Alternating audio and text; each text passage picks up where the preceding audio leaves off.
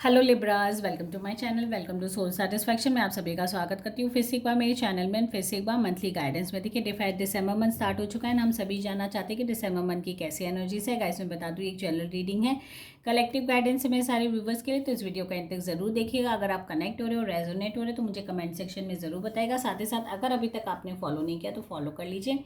And अगर आपको कोई पर्टिकुलर टॉपिक में भी डिस्कशन करना है तो भी आप मेरे कमेंट सेक्शन में बता सकते हो। मैं बहुत कोशिश करूँगी कि उस पर भी मैं डिस्कशन करूँ।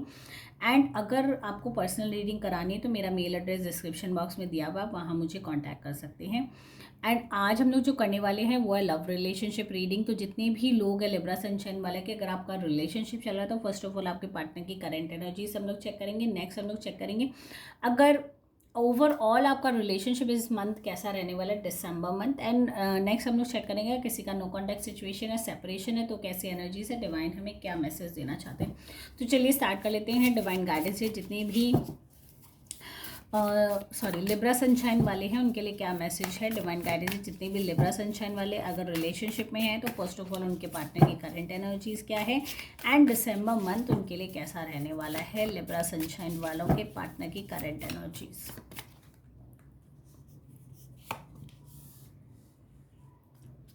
देखिए एस ऑफ स्वॉर्ड्स है यहाँ, मुझे लगता है कम्युनिकेशन की यहाँ इंडिकेशन आ रही है डिवाइन की तरफ से। द हाई प्रिंसेस, कुछ सीक्रेटिव चीज़ें हैं जो आपके पार्टनर आपसे जानना चाहते हैं कि आप उनको डिस्क्लोज करो। ठीक है, उनको लग रहा है कि अभी भी आप कुछ हाइड कर रहे हो, एकदम से ओपन नहीं हो, क्लियर नहीं हो।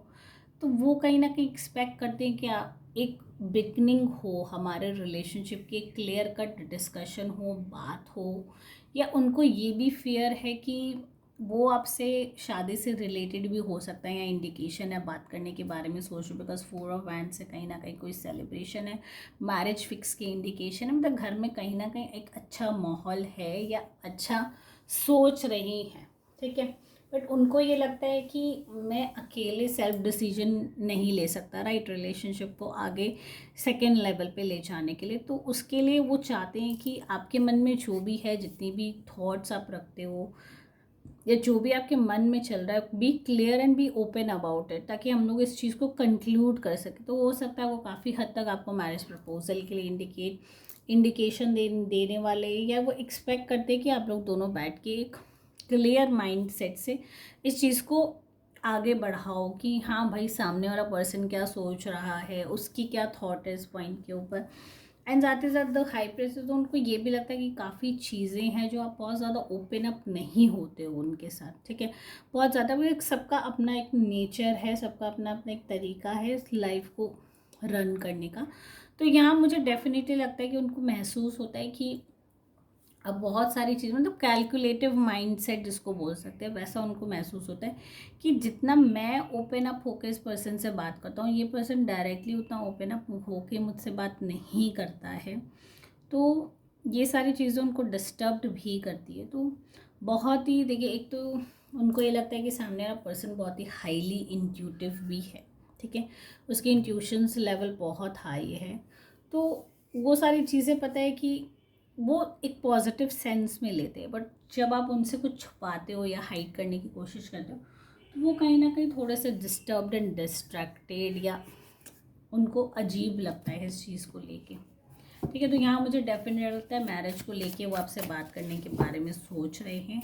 तो अगर ऐसा कुछ है तो स्टेप फॉरवर्ड ज़रूर लीजिए। दिसंबर मंथ हो सकता है आपकी चीज़ें डेफिनेटली कन्वर्ट हो जाए, एक बेटर रिलेशनशिप की तरफ आप लोग एक स्टेप फॉरवर्ड करें। ठीक है, नेक्स्ट देख लेते हैं दिसंबर मंथ में आपका रिलेशनशिप कैसा रहने वाला है। डिवाइन गाइडेंस लिब्रा वालों के लिए दिसंबर मंथ रिलेशनशिप को लेके कैसा रहने वाला है।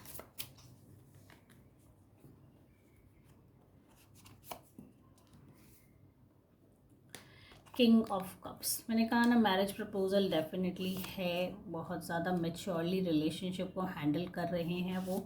7 ऑफ वॉन्ड्स की एनर्जीज है, थोड़ी कन्फ्यूजन है, कन्फ्लिक्ट है, साथ ही साथ 7 ऑफ पेंटिकल्स की भी एनर्जीज है।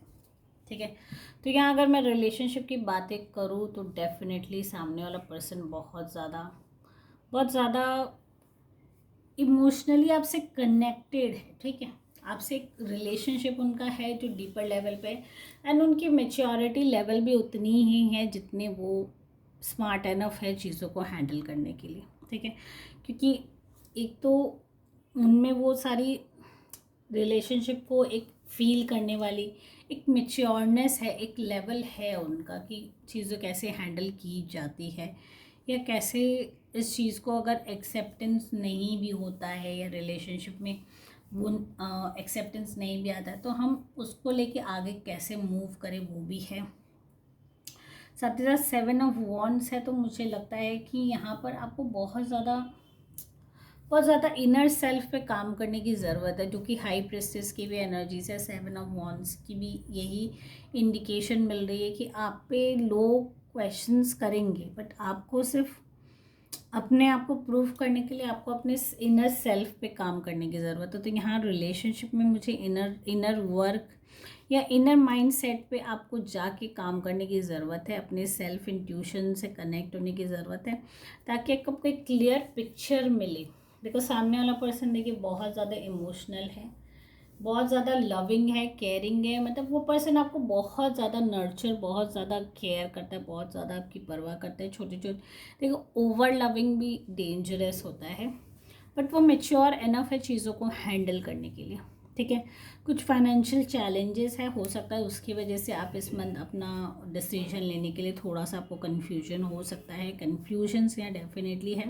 कंक्लूजन ये होता है कि रिलेशनशिप एक तरफ से एक्सेप्टेंस है, दूसरी तरफ से मैरिज के लिए हो सकता है फ़िलहाल के लिए एक्सेप्टेंस नहीं हो, बिकॉज और भी ये नहीं है कि पसंद नहीं करते, पसंद है, बट और भी लूप होल्स है लाइफ में, और भी चीज़ें हैं जो हमें देखनी पड़ती है आगे स्टेप फॉरवर्ड बढ़ाने के लिए, ठीक है।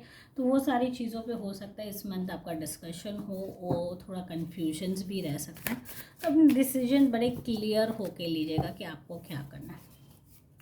नेक्स्ट हम लोग देख लेते हैं अगर किसी का नो कॉन्टैक्ट सिचुएशन है, सेपरेशन है, लिब्रास वालों के लिए तो क्या एनर्जी से कैसा रहने वाला है उनका दिसंबर में। तो डिवाइन गाइडेंस जितने भी लिब्रा वाले हैं, नो कॉन्टैक्ट सिचुएशन वाले हैं, उनका दिसंबर मंथ कैसा रहने वाला है।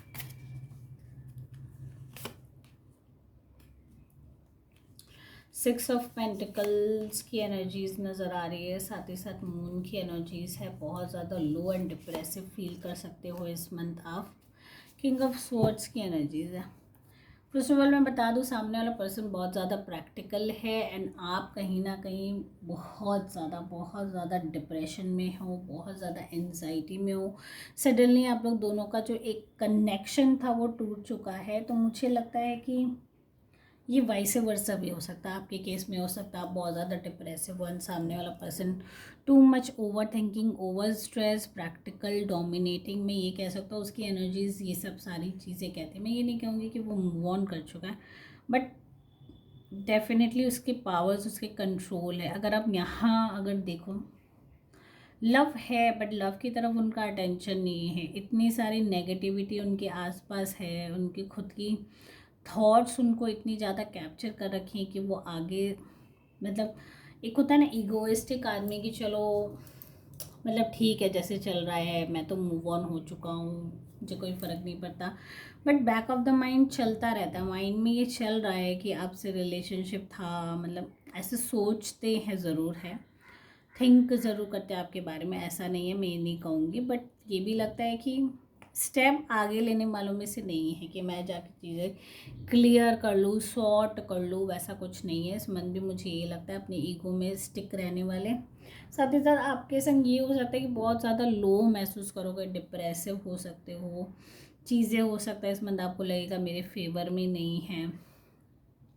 साथ ही साथ 6 ऑफ पेंटिकल्स है, तो यहाँ मुझे लगता है कि दोनों के बीच में जो एक रिलेशनशिप था वो मटेरियल चीज़ों के वजह से ही अफेक्ट हुआ है। जो ओवरऑल जो हमारा रिलेशनशिप डिस्टर्ब होता है तो कहीं ना कहीं मटेरियल चीज़ें, मनी मैटर डेफिनेटली करती हैं, रिलेशनशिप डिस्टर्ब कहीं ना कहीं हो जाता है। तो हो सकता है गिव एंड टेक वाला रिलेशनशिप आप लोगों का ज़्यादा था, आप लोग बैलेंस कर सकते हो इस गिव एंड टेक को, बट फिलहाल के लिए मुझे लगता है कि एक पर्सन अगर जिसको ईगो है उसको अपनी ईगो साइड रखकर अगर रिलेशनशिप को वैल्यू देना है तो वो अपना स्टेप बढ़ाए, एंड जो बहुत ज़्यादा डिप्रेसिव हो रहा है वो पर्सन भी अगर स्टेप लेगा तो रिलेशनशिप बैलेंस्ड बनने के इस मंथ स्कोप नज़र आ रहे हैं।